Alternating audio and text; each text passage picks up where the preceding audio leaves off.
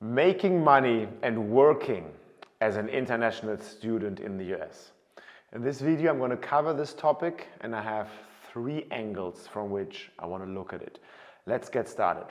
The first thing you need to understand above all is that with an F1 student visa, you can go and enter the United States to study, not to work. There are three exceptions, however, and we'll talk about those so that by the end of the video you have a much clearer picture how that all works out, how that can all work out for you should you also decide to go to the US and study as an international student. Number one, you are allowed to work on campus. So international students are young people. Obviously you want to gain work experience, and American universities are usually aware of the desire to work, gain international work experience, etc. Because you can usually not work and you're not allowed legally to earn cash, meaning integrate yourself into the economy and make money, make a paycheck, put money on your bank account. Universities have found a way around it, and that is they will deduct the money that you earn on campus from the invoice that you, your family, whoever is going to pay. So no money will actually flow from the university to your pocket, but universities are just going to deduct money, which has the same effect essentially.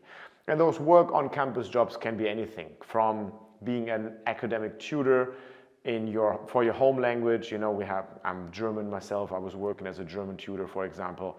If you're from China, from Spain, from France, you know, all those languages, Russian, Portuguese, are usually, not always, but they're often offered by by universities in the US, and you as a native speaker in any of those languages can do a perfect job teaching it. Another example may be working in the cafeteria or doing social media takeovers for all the sports culture going on, right? The advantage with young students is that they're young and that they're usually much more apt with social media than a little bit of an older demographic sitting in the university administration. So those are usually really well-paid jobs as well. So that you can, again, rely on the fact that you have to pay a little less because you work for the university. Which brings me to number two.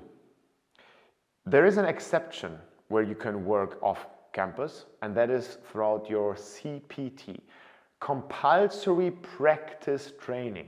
That's usually an internship, or it's work experience that the university demands for you to take as you're pursuing the degree. And if you get an employer that pays their interns, you can get the paycheck because the university can't tell the employer, hey, don't pay our student. They are an international F1 student visa. It will make it much too complicated. So if you find yourself an employer throughout your CPT time that pays their interns well, like a big international Fortune 500 company, for example, the university is not going to say anything, the legal system is not going to say anything, you take your money and off you go. That's just for one semester though. It's not like you can continue to do a CPT the entire time. This is why it's a special topic. It's for one semester. Yes, you can make money, but it's really part of your curriculum, which is why it's allowed.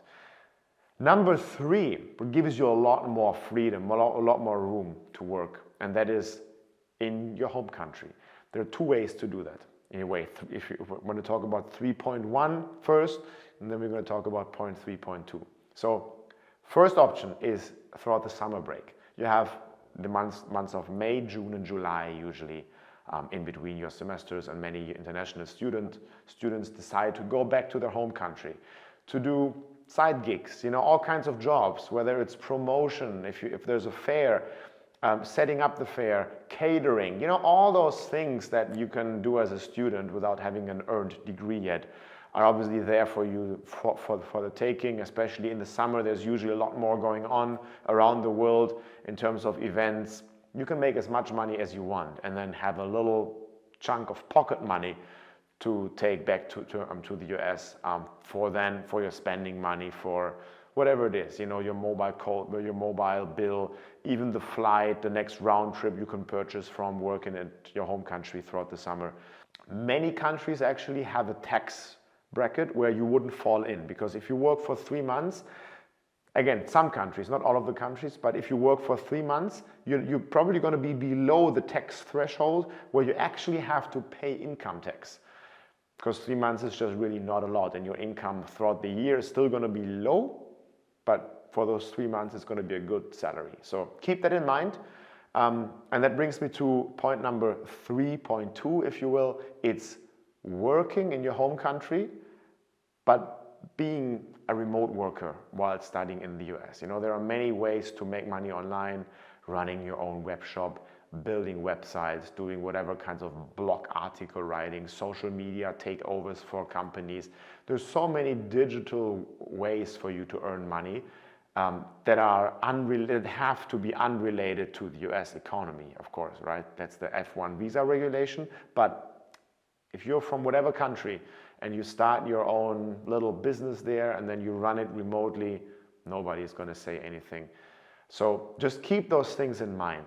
There are, you know, people that have had great successes with it. Some people still have, I don't know, some people struggle with the idea not being able to work full-time throughout your studies. And if you feel like, I have a few more questions that I want to have answered, use the opportunity to click this link under the video, where we currently offer free consultations to all of our students and everybody like you watching this video for free.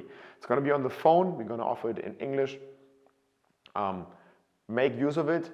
We don't know how long we're going to still have it up there. The other opportunity that you have is to comment below the video. Our team is usually very responsive to get your questions answered there as well, if it's a quick one. If anything, please like this video if you already felt like this helped you out. And don't forget to subscribe to this channel so you don't miss out on any news that we're about to publish. Bye for now.